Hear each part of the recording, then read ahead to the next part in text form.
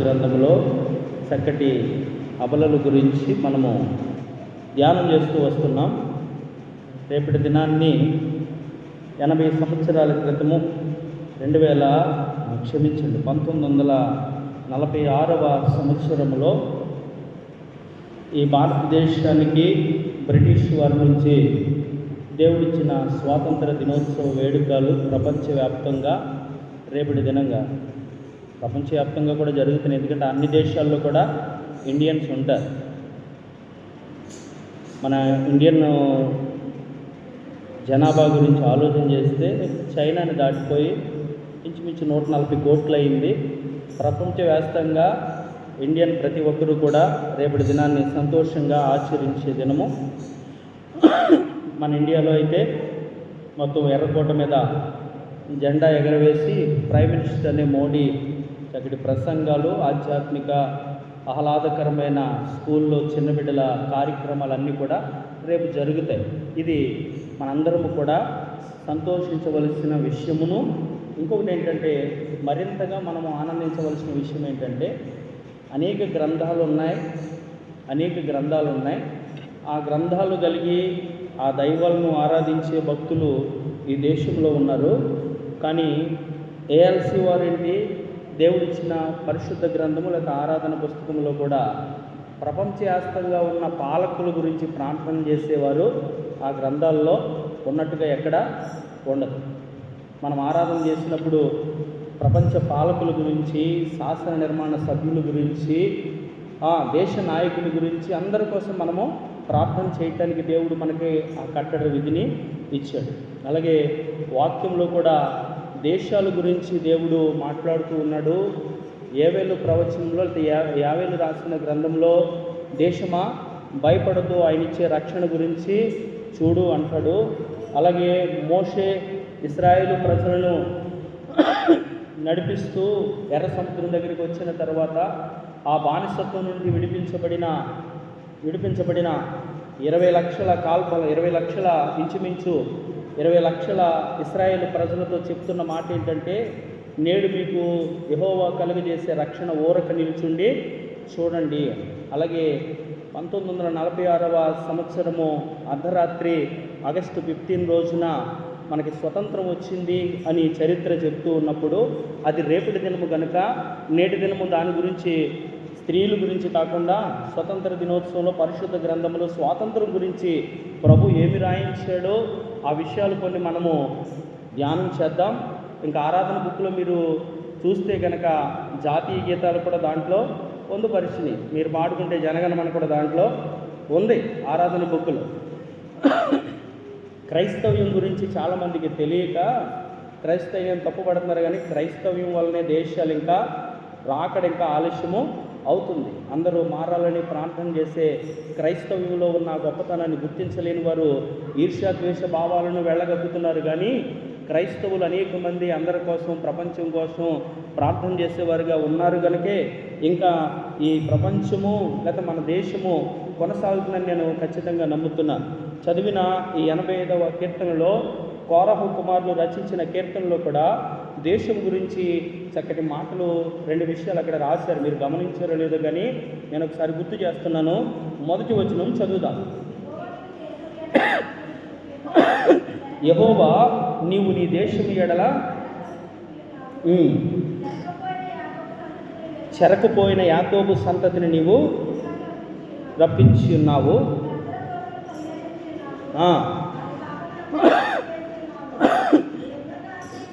చాలు. అంటే చెరలో ఉన్న వారికి ఎవరిచ్చారు విడుదల చెప్పాలి, దేవుడే ఇచ్చాడు. అప్పుడు బ్రిటిష్ వారు అనేవారు దేశాన్ని చక్కగా పరిపాలన చేస్తున్నారు. దేశానికి రైలు మార్గాలు కానివ్వండి, లేకపోతే రహదారులు కానివ్వండి, బ్రిడ్జిలు కానివ్వండి, లేకపోతే మిషనరీలుగా వచ్చే హాస్పిటల్ కానివ్వండి, లేకపోతే చదువుకుంటున్న విద్య వైద్యం కానివ్వండి, ఇవన్నీ కూడా వారు తీసుకొచ్చినయే, వారు ప్రవేశపెట్టినయే. కానీ అవి ప్రవేశపెట్టిన వారి పరిపాలనలో ఉన్న దేశంలో ఉన్న సంపదను వారు కొల్లగొట్టేవారుగా ఉన్నారు. వారు అన్నీ చేస్తున్నారు దేశంలో. వారు కూడా ఈ దేశ సంపదను వారు ట్రావెల్ చేసుకోవాలి కనుక మార్గాలు వేసుకున్నారు. లేకపోతే షిప్ యార్డ్లు ఎక్కడున్నాయో అక్కడికి వెళ్ళేలాగా రైలు మార్గాలు వేసుకున్నారు. వాటన్నిటినీ వారు మనకు ఇప్పుడు ఉపయోగపడేలాగా మార్గాలు వేసినా అప్పట్లో వారి ఆలోచన ఎలా ఉంది అంటే కనుక దేశ సంపదను కొల్లగొట్టేవారుగా ఉన్నారు. మన దేశంలో సంపద ఉంది, మన దేశంలో అందరూ జనాభా ఉన్నారు, కానీ మనకేమి లేదు, స్వతంత్రము లేదు. అంటే ఎలా ఉన్నాం మనం అంటే బానిసలుగా ఉన్నాం. చరిత్రలోని మనం గుర్తు చేసుకుని వాక్యాన్ని ధ్యానం చేస్తే ప్రథమ సంతానముగా దేవుని వాగ్దాన పిల్లలుగా ఇశ్రాయేలులు ఉన్నారు. వారికి వాగ్దానం ఉంది. కానాను దేశంలో వారు సంతోషిస్తారు, లేదా కానాను దేశంలో పాలు తేనెలు ప్రవహించే దేశాన్ని వారు స్వతంత్రించుకుంటారు. కానీ వారు ఎలా ఉన్నారు? చెరలో ఐగుప్తులో ఎలా ఉన్నారంటే బానిసలుగా ఉన్నారు. వారికి ఆహారం కావాలన్నా ఫరో అనే రాజు దగ్గర నుంచి రావాలి. వారు ఏది చేయాలన్నా చివరికి దేవుణ్ణి ఆరాధించుకోవడానికి అరణ్యంలోకి వెళ్తామని మోషే చెప్పినప్పుడు కూడా లేదు, దేవుడెవరు, యెహోవా ఎవడు అని గర్వంగా మాట్లాడుతున్నారు. అలాగే బ్రిటిష్ వాళ్ళు మీకు ఏదైనా కావాలంటే అడగండి తప్ప మేమే పరిపాలిస్తాము అని చెప్పినప్పుడు ఈ దేశం కోసం ప్రాణత్యాగం చేసిన అమరవీరులు అనేక మంది చరిత్రలో ఉన్నారు. అందులో పటాల్లో చూపించి విగ్రహాలు పెట్టేవారే కాకుండా క్రైస్తవులు కూడా చాలామంది పోరాట యోధులు, స్వతంత్రం కోసం పోరాటం చేసిన వారు ఉన్నారు. వారి గురించి చరిత్రలో చెప్పట్లేదు, చాలామందికి తెలియదు. చదువుకున్న వారికైతే ఏ క్రైస్తవులు ఎంత పోరాటం చేసి ఎంతమంది ప్రాణత్యాగాలు చేశారో వారి గురించి తెలుస్తుంది. అంటే మన బానిసత్వం నుండి విడిపించింది ప్రాణత్యాగాలు జరిగినాయి. లేకపోతే ఇదిగో గాంధీ మహాత్ముడని ఆయన ఉప్పు సత్యాగ్రహం చేసిన, లేకపోతే ఈ దేశం కోసం కర్ర పట్టుకుని అనేక ప్రాంతాలు వెళ్ళి అందరినీ ఉద్యోగింపజేసి అవసరమైతే జైల్లో ఉన్నా, ఇవన్నీ కూడా దేనికోసము అంటే కనుక స్వతంత్రం కోసమే, అంటే విడుదల కోసమే. మన దేశాన్ని మనం పరిపాలించుకోవాలి, మాకు నువ్వు పెడతామేంటి అని వారి మీద తిరుగుబాటు చేయటం. అలాంటి తిరుగుబాటు చేస్తున్నప్పుడు అనేక మంది చనిపోయారు, ప్రాణత్యాగాలు జరిగినాయి.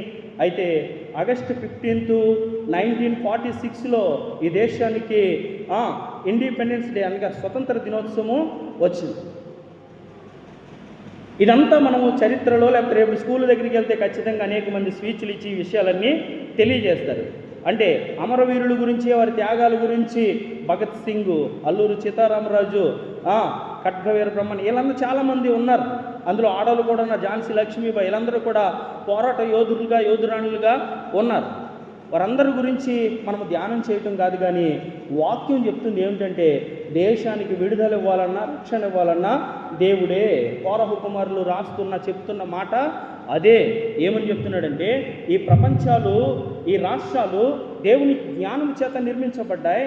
ఈ దేశాలన్నీ కూడా, ఈ భూమండలము కూడా దేవుని చేత నిర్మించబడింది.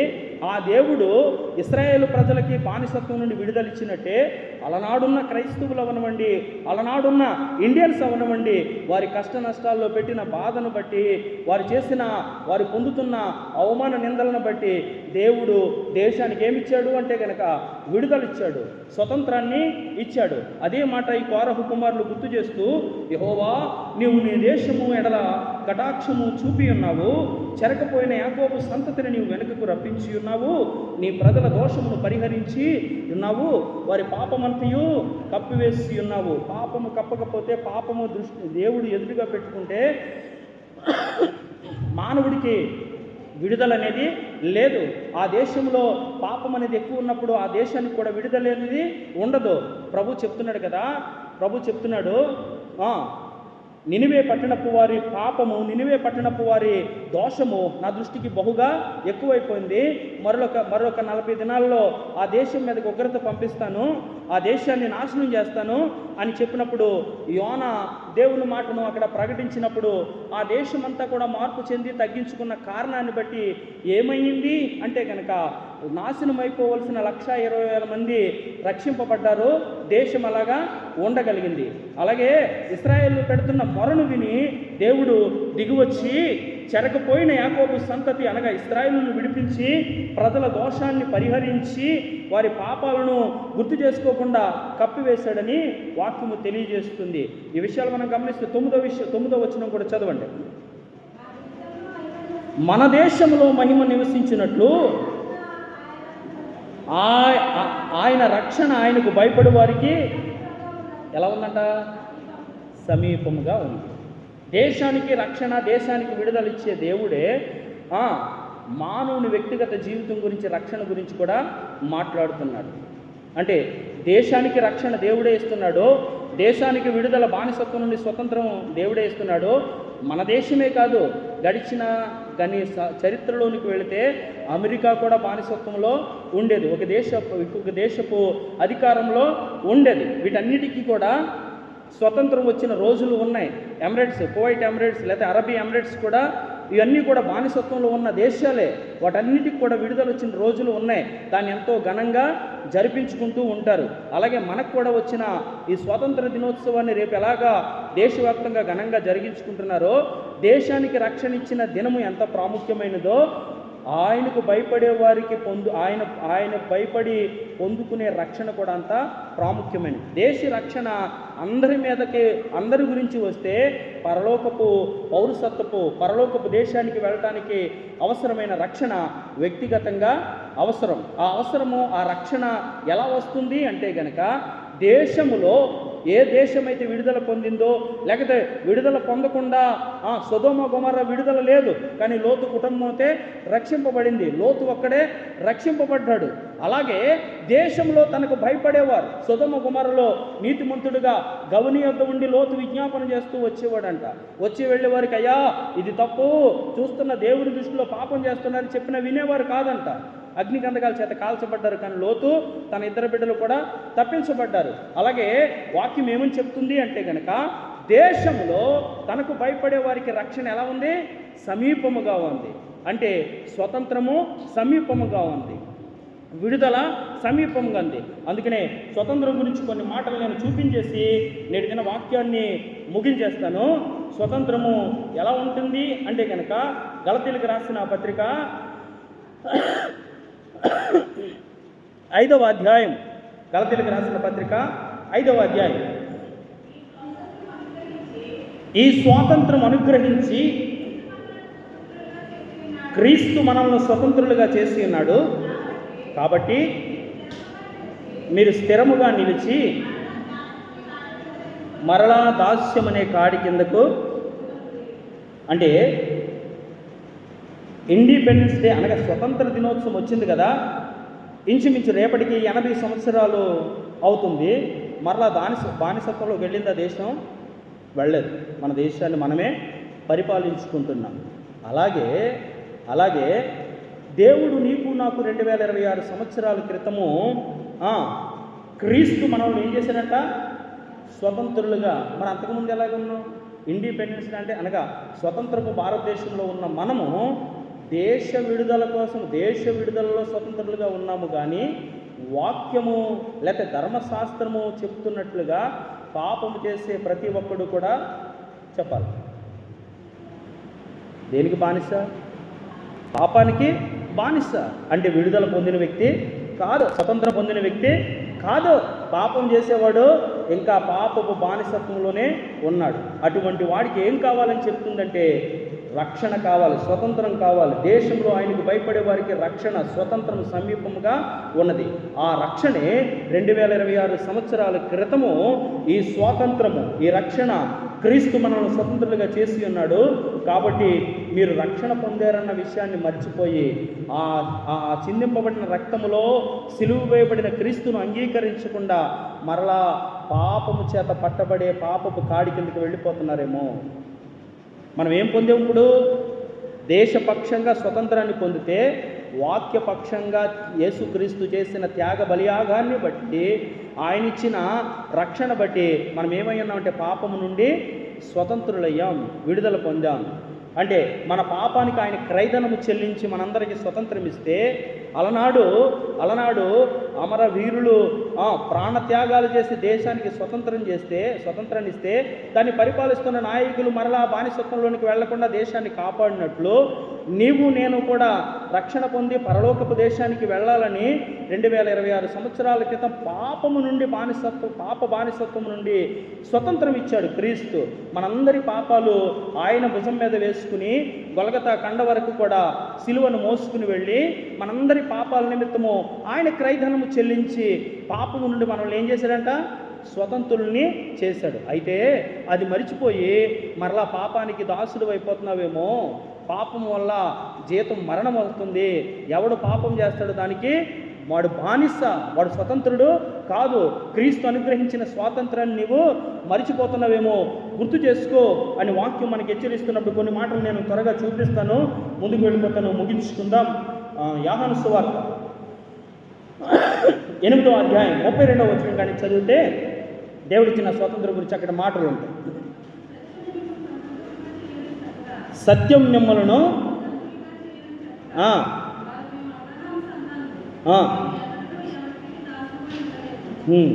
అమ్మ విడిచిపెట్టే కొట్టకట్నాలు చదువు.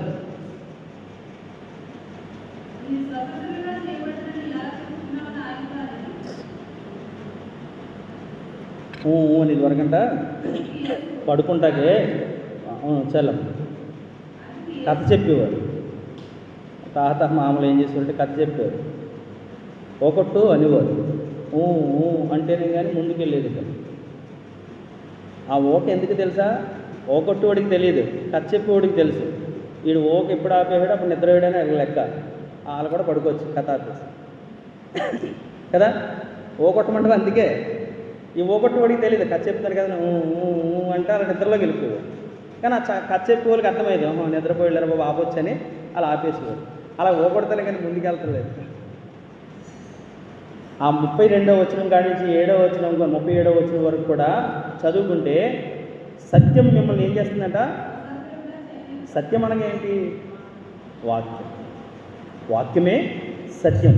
అంటే ఒకవేళ క్రీస్తు 2026 సంవత్సరాల క్రితం నిన్ను స్వతంత్రుడిగా చేస్తే మరలా పాపానికి బానిసైపోయి ఉంటే గనక సత్యం అనే వాక్యం నీ చెవులకు వినబడుతుంది. ఆ వాక్యం నిన్ను ఏం చేస్తుంది? ఇప్పుడు మరలా స్వతంత్రులు. ఒకవేళ ఇప్పటికీ మరలా పాపం బానిసత్వంలో ఉంటే కనుక నీకు స్వతంత్రము ఏది ఇస్తుంది అంటే కనుక వాక్యము నీకు స్వాతంత్రాన్ని ఇస్తుంది. యోహాను సువార్తలోనే 17వ అధ్యాయం 17వ వచనం చదవండి.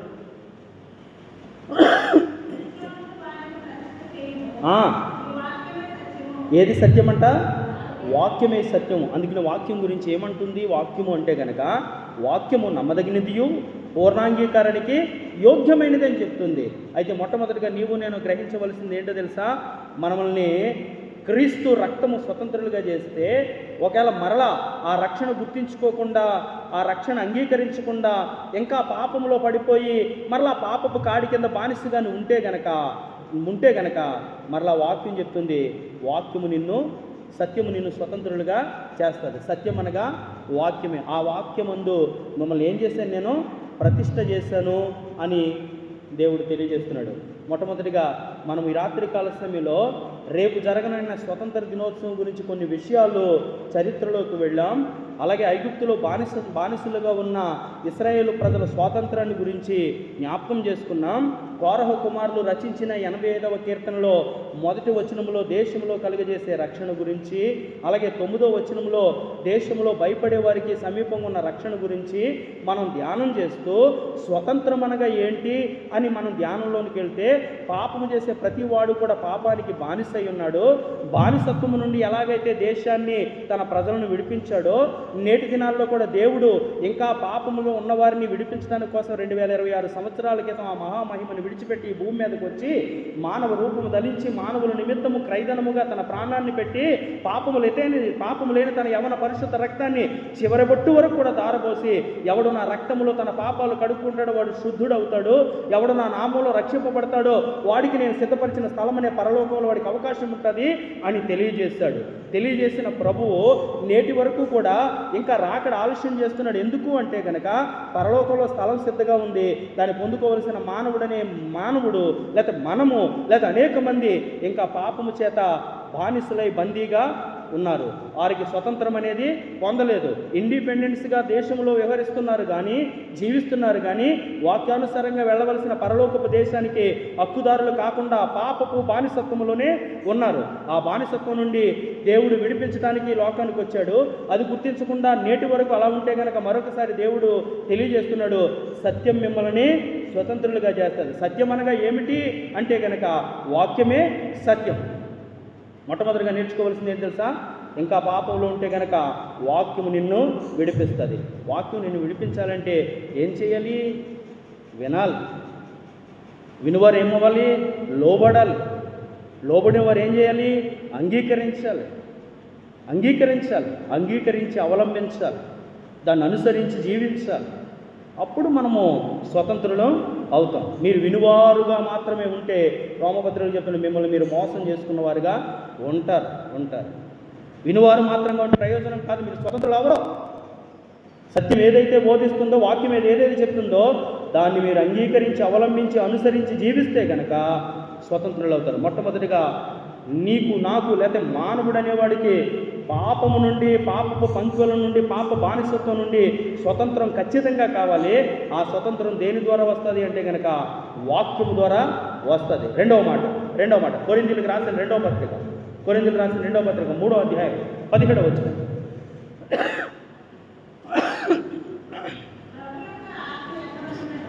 ప్రభు యొక్క ఆత్మ ఎక్కడుండేనో, ఎక్కడుంటుందంటే స్వతంత్రం. రెండవదిగా దేశంలో స్వతంత్రం ఉంది, కానీ ఆత్మ లేని వాడి దగ్గర స్వతంత్రము లేదు.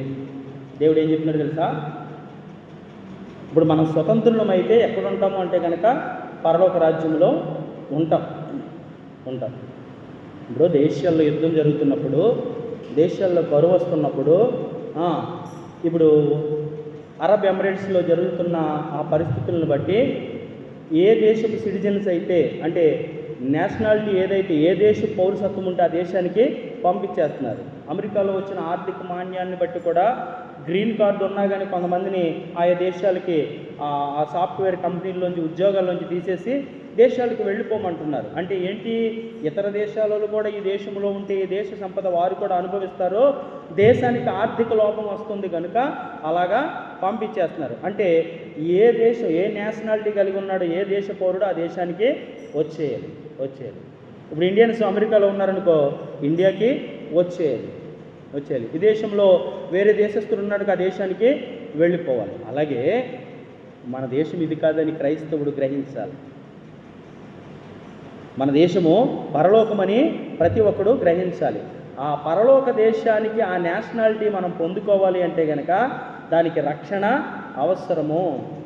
ఆ రక్షణ దేశంలో ఎవరైతే భయపడుతున్నారో వారికి సమీపంగా ఉందని వాక్యము సెలవిస్తుంది. ఆ రక్షణ ఇంకా నువ్వు బానిసగా ఉన్నావు అంటే, పాపంలో బానిసగా ఉన్నావు అంటే కనుక ఇప్పుడైనా ఆ స్వాతంత్రాన్ని నీకు ఇస్తుంది. ఏమిస్తుందంటే కనుక వాక్యము స్వతంత్రంగా ఇస్తుంది.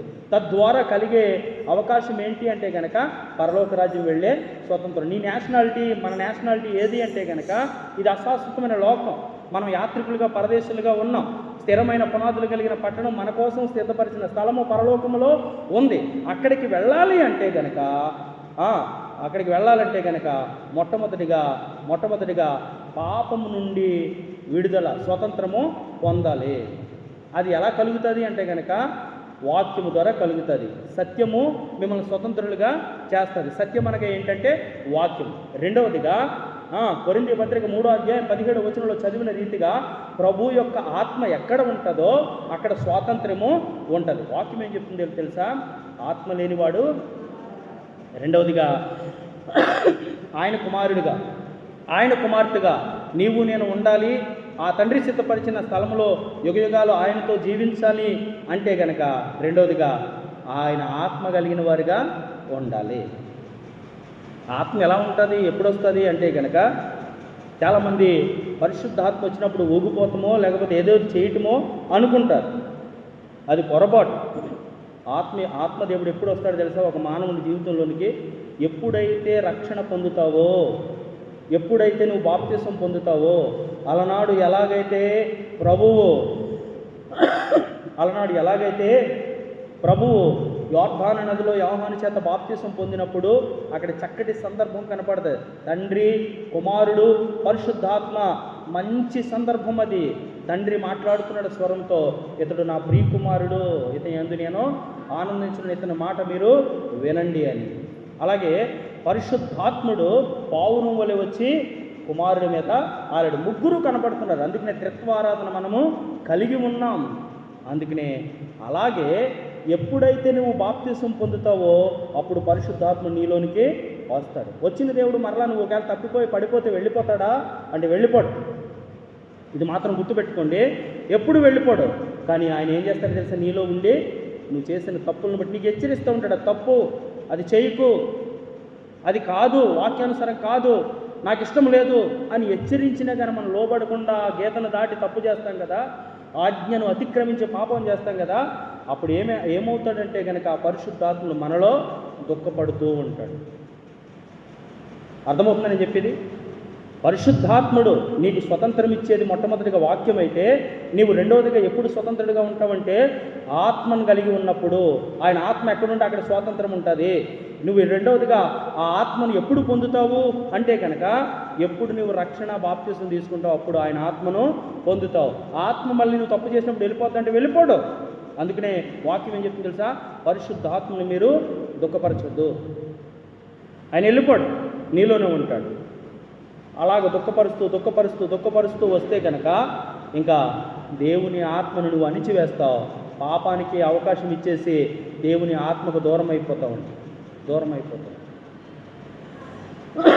అందుకనే మొట్టమొదటిగా నేటి దినము మరొకసారి నేను గుర్తు చేస్తున్నాను, రేపటి వచ్చే స్వతంత్ర దినోత్సవం గురించి దేవుడు మనకి తెలియజేస్తున్న స్వాతంత్రపు మాటలు మనము ధ్యానం చేస్తున్నాం. ఆ స్వాతంత్రపు మాటల్లో ఈ దేశానికి స్వతంత్రం వచ్చింది, క్రైస్తవుడిగానే స్వతంత్రింపబడ్డావా, స్వాతంత్రాన్ని పొందావా? లేకపోతే క్రీస్తు కుమార్తెగా కుమారుడిగా ఉన్న నీవు స్వాతంత్రంలోనే ఉన్నావా, ఇంకా పాపపు బానిసత్వంలో ఉన్నావా? ఒకవేళ ఇంకా పాపపు బానిసత్వం, పాపపు కాడి కింద ఉంటే గనక ఈ రాత్రి కాల సమయంలో నేను స్వతంత్రుని చేయాలని, స్వతంత్రుడు అవ్వాలని వాక్యం సెలవిస్తుంది. ఎలా అవుతాము అంటే కనుక వాక్యం ఏమని చెప్తుంది అంటే కనుక యోహాను సువార్త ద్వారా సత్యం మిమ్మల్ని స్వతంత్రులుగా చేస్తుంది. సత్యం అనగా ఏమిటి అంటే కనుక వాక్యమే సత్యం. రెండవదిగా నువ్వు ఎలా స్వతంత్రుడిగా ఉంటావు అంటే కనుక కొరింథీ పత్రిక 3:17 చెప్పినట్టు పరిశుద్ధాత్ముడు ఆత్మదేవుడు ఎక్కడుంటే, ఆత్మ ఎక్కడుంటే అక్కడ స్వాతంత్రం ఉంటుంది అని చెప్తున్నాడు. యోహాను సువార్త 6:63 చదవండి. చదవాలి తొందరగా.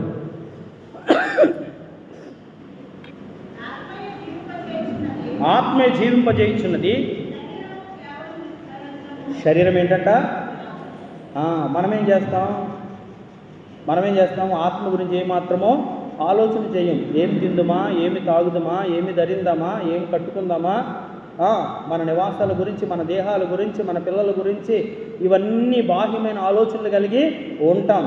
కానీ ఈ దేహం అనేది ఒక గుడారమని కొరింథీ పత్రిక 5:1 చెప్పినట్టు ఈ దేహం అనే గుడారం శిథిలమైపోద్దని, ఆత్మ అనేది తండ్రి దగ్గర నుంచి వచ్చిందని, మొన్నైనది వెనకటి వలె మొన్నైపోయి ఆత్మ దాన్ని దయచేసిన దేవుని యొద్దకు వెళతాదని, మరలా దేవుడు వచ్చినప్పుడు ఆ ఆత్మనే నువ్వు ఎక్కడైతే చనిపోయి ఎక్కడైతే పాతి పెట్టబడ్డావో ఆ దానిలోనికి పంపించి మరలా ఆ దేహాన్ని లేపి క్రీస్తు న్యాయపీఠం మీద నిలువబెట్టి నువ్వు చేసిన శరీరంతో చేసిన ఆ క్రియలను బట్టి తీర్పు తీరుస్తాడని, ఆ శరీరానికి పాపములోనే ఆత్మను పొందుకోకుండానే, వాక్యాన్ని అంగీకరించి రక్షణ స్వీకరించకుండానే పాపంలోనే చనిపోతే ఆ పాపంతో మరలా తీర్పులో ఉన్న దేహానికి, క్రీస్తు న్యాయపీఠం మీద ఉంటున్న ఈ శరీరానికి యుగయుగాలు జీవించి యుగయుగాలు వేతన పడే ఆ నరకం అనేది ఉన్నదని నీవు గ్రహింపు లేకుండా ఉంటున్నావేమో.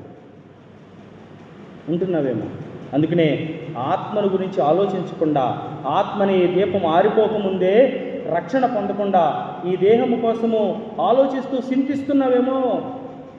దీన్ని ఎలా పోషించుకోవాలి, ఎలా సంరక్షించుకోవాలి, ఎలా అలంకరించుకోవాలి, ఎలా కాపాడుకోవాలని చూస్తున్నావేమో.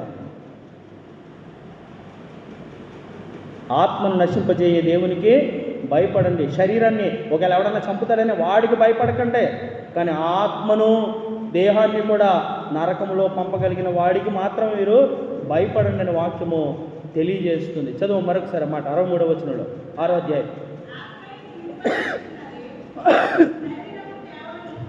ఏంటంటే ఇది గుర్తుపెట్టుకోవాలి మనం. శరీరం కేవలము నిష్ప్రయోజనం. ఆత్మ గురించి ఏమాత్రం ఆలోచన చెయ్యం మనం. ఈ ఆత్మ చనిపోయిన తర్వాత ఏమవుతుంది, ఎక్కడికి వెళ్తుందని చాలామందికి అవగాహన లేదు. అందుకే రేపు ఉంటామో లేదో మనకు తెలియదు, ఎంజాయ్ అంటున్నాడు ఒక్కొక్కటి. ఈరోజే మనం తిందాం తాగుదాం అంటున్నాడు.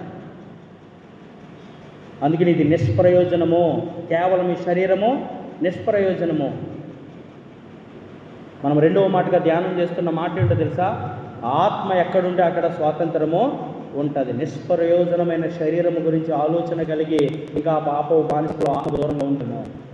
సత్యం నిన్ను స్వతంత్రులు చేస్తే, రెండవదిగా ప్రభు ఆత్మ నిన్ను స్వతంత్రులుగా చేస్తుంది. రోమపత్రిక 8వ అధ్యాయం చదువు 16వ వచనం.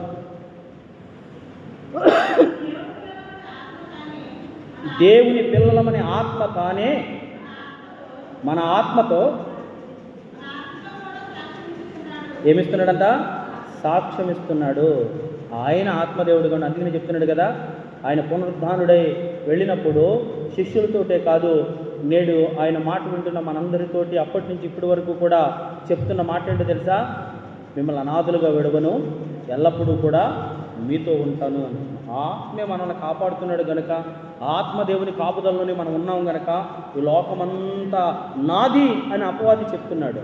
ఈ లోకంలో ఏమున్నాయి అంటే కనుక దురాత్మల సమూహము ఉందే, కానీ ఆత్మదేవుడిని కాపాడుతున్నాడు. ఆత్మ నిన్ను జీవింపజేస్తుంది. అందుకని అది గుర్తించి గమనిస్తే కనుక రెండోదిగా నువ్వు స్వతంత్రం పొందుతావు. ఎప్పుడు అంటే కనుక ప్రభు ఆత్మ నీలోనికి నీ దగ్గరికి వచ్చినప్పుడు. మొట్టమొదటిగా నీ చెవులకు వినబడుతున్న వాక్యం నిన్ను స్వతంత్రులుగా చేస్తే, రెండవదిగా ప్రభు ఆత్మ నిన్ను స్వతంత్రులుగా చేస్తుంది. మూడో మాట చెప్పి ముగించేస్తాను. మూడో మాట చెప్తున్నాను చూడండి. గలతీయులకు రాసిన పత్రికలోనే 5వ అధ్యాయము 13వ వచనం చదవండి. మీరు స్వతంత్రులుగా ఉండుటకు అయితే ఒక మాట, ఆ స్వతంత్రమును శరీర క్రియలకు హేతువు చేసుకొనక ప్రేమ కలిగిన వారై ఒకరికొకరు దాసులంటే ఏంటి? అథారిటీ చేసేవాళ్ళు కాదు, అధికారం చేసేవాళ్ళు కాదు, తగ్గించుకునేవాళ్ళు. నాకంటే నువ్వు గొప్పదనువమ్మా, నాకంటే నువ్వు గొప్పడవై అని ఒకరికంటే ఒకరు యోగ్యులుగా ఎంచుకునేవారు, తగ్గించుకునేవారు. తగ్గింపు కలిగిన వారికి ఏముంటుంది అంటే కనుక స్వాతంత్రం ఉంటుంది. తగ్గింపును బట్టి వారన్నీ చేయగలుగుతారు.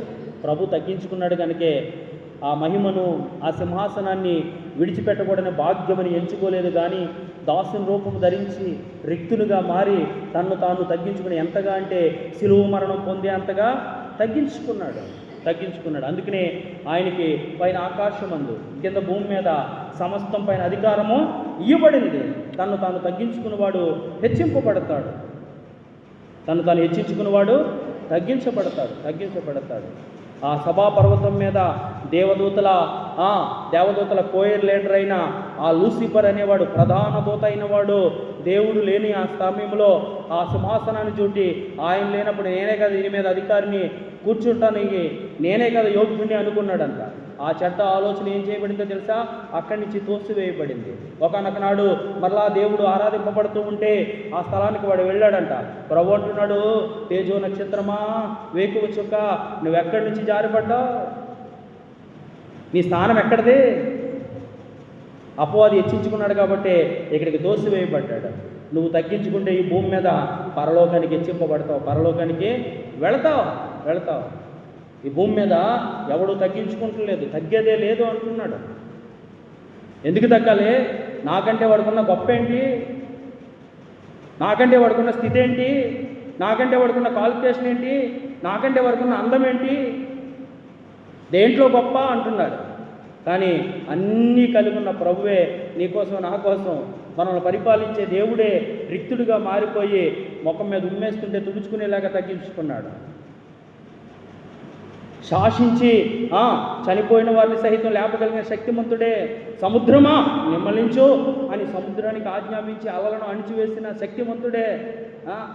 ఏమీ చేయలేని నిస్సహాయుడిగా ఒక మానవుడు నిందిస్తూ ఉంటే, ఒక చేతగాని వ్యక్తి కొరడాలతో కొడుతూ ఉంటే ఆ శిలువ మరణం పొందేంతగా తగ్గించుకున్నాడు.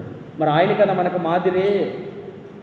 మరి నీవు నేను తగ్గించుకోకపోతే ఎలా స్వతంత్రులు అవుతాం? ఇంకా గర్వ అహంకారాలతోనే ఉంటే కనుక నువ్వు స్వతంత్రం పొందిన వ్యక్తివి కాదు.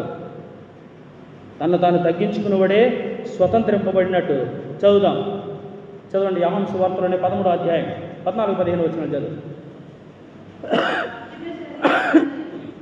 అమ్మ చదువు. ఆ వాక్యమే శరీరధారి అయి కృపాసత్య సంపూర్ణుడుగా మన మధ్య నివసించాను.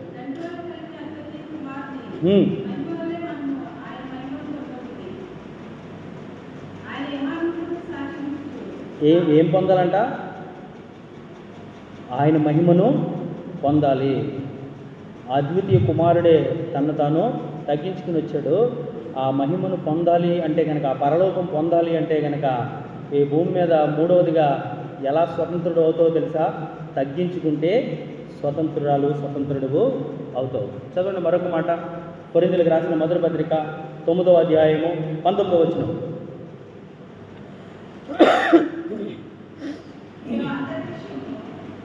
చదువు.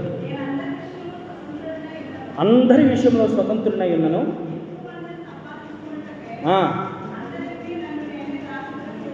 ఎవరు చెప్తున్నారు ఈ మాట? పౌలు గారు. అన్ని విషయాల్లో చేయగలిగిన అవకాశం ఉంది. నాకు వాక్యం తెలుసు, ధర్మశాస్త్రం తెలుసు, దేవుని రాజ్యం గురించి అవగాహన ఉంది, దేవుడు నాతో దర్శన అనుభవాలు ఉన్నాయి, దేవుడు నా ద్వారా చేయించిన అద్భుత కార్యాలు, రక్షణలు ఉన్నాయి, అనేక మందికి అనేక సంఘాలను కట్టే ట్రాక్ రికార్డు ఉంది. కానీ ఇంకా నేనేమవుతున్నాను తెలుసా? ఇంకా అనేక మందిని రక్షించటానికి, అనేక మందిని క్రీస్తు వైపు నడిపించడానికి నన్ను నేను ఏం చేసుకున్నాను? దాసుని చేసుకున్నాను, తగ్గించుకున్నాను. నేను ఏదో ఒక దిక్కును కూర్చొని నా దగ్గరికి రండి అని చెప్పట్లేదు. ఒక పాపి రక్షింపబడుతుందని అక్కడికి వెళ్తాక నేను తగ్గించుకున్నాను, దాసుడుగా చేసుకున్నాను. ఎంతగా తగ్గించుకున్నానంటే నేను పోషింపబడే స్థితి ఉన్నా కానీ నా స్వహస్తాలతో నేను కష్టపడ్డాను, డేరాలు కుట్టుకుంటున్నాను. ఆ డబ్బులతోటే నేను ప్రయాణాలు చేసి క్రీస్తు సువార్తను ప్రకటిస్తున్నాను. ఆయన పని చేస్తున్నప్పుడు దున్నే ఎద్దు మూతికి చిక్కం పెట్టొద్దని చెప్తున్నాడు. పనివాడు జీతానికి పాత్రుడని చెప్తున్నప్పుడు అలా కూడా నేను పొందటానికే ఇష్టపడలేదు. ఈ నా చేతులు కష్టపడుతున్నాయి అంటే ఎందుకు చెప్తున్నాను తెలుసా? అంత గొప్పవాడు 14 పత్రికలు రాసి అనేక సంఘాలు కట్టిన పౌలు గారంట అనేక మంది రక్షించడం కోసం తగ్గించుకున్నానని చెప్తున్నాడు. అందుకనే క్రీస్తు ఎలాగైతే తగ్గించుకున్నాడో పౌలు గారు కూడా అలా తగ్గించుకున్నాడు. కాబట్టి నేను క్రీస్తును పోలి నడుచుకున్న ప్రకారం మీరు నన్ను పోలి నడుచుకోండి అంటున్నాడు. ఒకవేళ అంత సంపన్నమైన స్థితిలో ఉండి కూడా నువ్వు తగ్గింపు కలిగి ఉంటే కనుక నీ గురించి ఒక సాక్ష్యం వినపడదా? నీ గ్రామంలో, నీ ఇంట్లో అన్నీ ఉన్నా కానీ ఆవిడ సాదాసీదా జీవితాన్ని జీవించేది. అన్నీ ఉన్నా కానీ ఎప్పుడు అంత ఆడంబరాలకు ఆయన వెళ్ళేవాడు కాదు అని ఒక సాక్ష్యం నీ గురించి వినపడాలి కదా. అప్పుడు కదా నువ్వు తగ్గించుకున్న వ్యక్తివి. అమ్మో ఆవిడికి చాలా గర్వం అండి, అమ్మో అతను చాలా కోపిష్ఠుండి, చాలా గర్వం అండి. ఈ సాక్ష్యాలు ఎక్కడ నువ్వు స్వతంత్రం అవటానికి? మొట్టమొదటిగా సత్యము అనగా వాక్యము నిన్ను స్వతంత్రులను చేస్తే, రెండవదిగా ప్రభు ఆత్మ నిన్ను స్వతంత్రులను చేస్తే, మూడవదిగా నీ తగ్గింపు నిన్ను స్వతంత్రం చేస్తుంది. ఈ 3 విషయాల్లో నువ్వు స్వతంత్రుడిగా ఉంటే గనక పరలోక రాజ్య పౌరుషుడువు, పరలోక రాజ్యాన్ని సంపాదించుకున్న క్రీస్తు కుమార్తె.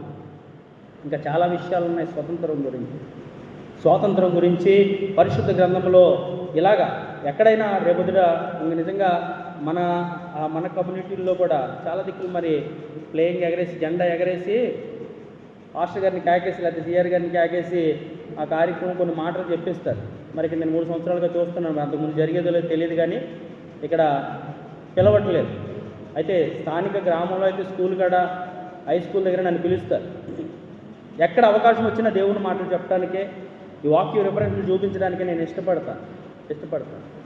స్వాతంత్రం అనగా ఏమిటి అంటే కనుక దేశంలో స్వాతంత్రము అవసరమే. ఒకటి బానిస కింద, ఒకటి బానిసత్వంలో మనం ఉండవలసిన అవసరము లేదు. అలాగే పరలోక దేశ పౌరసత్వాన్ని పొందటానికి పాపం అనే కాడి కింద ఇంకా నువ్వు ఉండకూడదు. పాప బానిసత్వంలో నువ్వు ఉండకూడదు. దేశంలో ఇండిపెండెంట్గా లేక స్వతంత్రాన్ని పొందిన నేషనాలిటీలో నువ్వు జీవిస్తున్నప్పుడు, అలాగే నిజమైన దేశంలోనికి, పునాదులు గల పట్టణంలోనికి నీవు నేను నిరీక్షిస్తున్న దేవుడు చెప్పిన పరలోకంలోనికి వెళ్ళాలి అంటే గనక స్వతంత్రం అవసరం. అది ఏ స్వతంత్రము అంటే గనక పాపము నుండి స్వతంత్రం అవసరం. ఆ పాపము నుండి స్వాతంత్రం ఎలా పొందుతావు అంటే గనక సత్యము అనగా వాక్యము నిన్ను స్వతంత్రులుగా చేస్తుంది.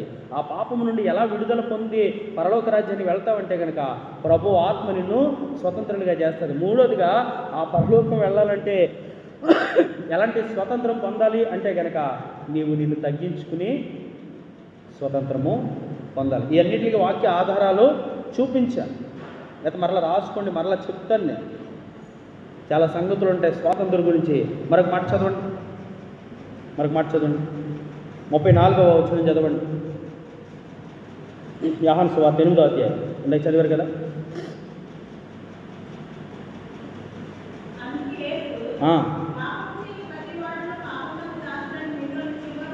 అంటే ఇంకా పాపానికి నువ్వు దాసుడుగా ఉండదు. ఈ 3 విషయాల్లో నువ్వు స్వతంత్రుడువు కమ్ము. 36వ వచనంలో చదువు.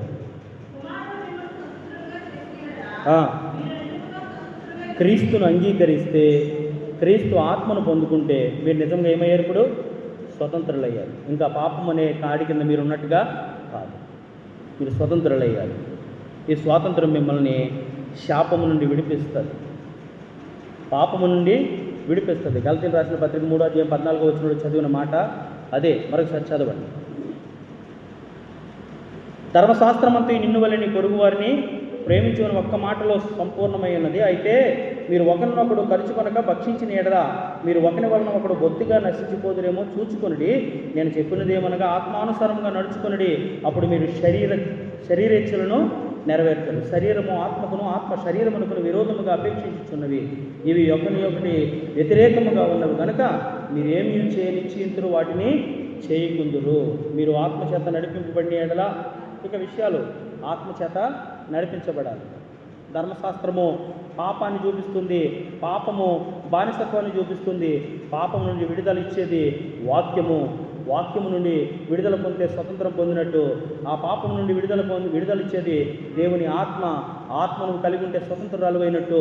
అలాగే ఈ భూమి మీద తాను తగ్గించుకునేవాడు స్వతంత్రింపబడ్డాడు. అలాగే నువ్వు తగ్గించుకుంటే కనుక స్వతంత్రింపబడినట్టు, స్వతంత్రుడిగా ఉన్నట్టు. నేను వాక్యాన్ని ముగిస్తున్నాను. 3 విషయాలు ఈ రాత్రికాల సమయంలో ధ్యానం చేస్తాను. 2026 సంవత్సరాల క్రితము ఈ భూమండలం మీదకి పరిశుద్ధ ఆత్మ ద్వారా గర్భము ధరించి వచ్చిన యేసుక్రీస్తు ప్రభు 33.5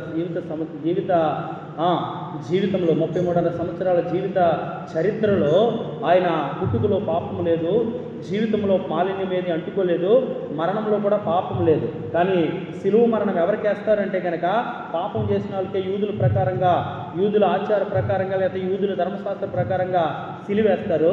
ఆయన పాపం లేకుండా ఎందుకు సిలువేయబడ్డాడంటే పాపులైన మనందరి కొరకు ఆయన పాప క్రయధనాన్ని చెల్లించడానికే ఆయన సిలువేయబడ్డాడు. ఆయనే చెప్తున్నాడు. ఆయన ఏమై ఉన్నాడు అంటే కనుక యోహాను సువార్త 1వ అధ్యాయం 1వ వచనంలో చెప్తున్న మాట, ఆదియందు వాక్యం ఉండెను, వాక్యము దేవుని యొద్ద ఉండెను, ఆ వాక్యము శరీరధారిగా కృపాసత్య సంపూర్ణుడిగా మన మధ్యకు 2026 సంవత్సరాల క్రితం యేసుక్రీస్తు ప్రభుగా వచ్చాడు. ఆ వాక్యమైన దేవుడు చెప్తున్నాడు. మరలా ఆ వాక్యమైన దేవుడు ఏం చెప్తున్నాడు? నన్ను నమ్ముకుంటే, నన్ను నమ్ముకుంటే మిమ్మల్ని స్వతంత్రులుగా వాక్యం చేస్తుంది.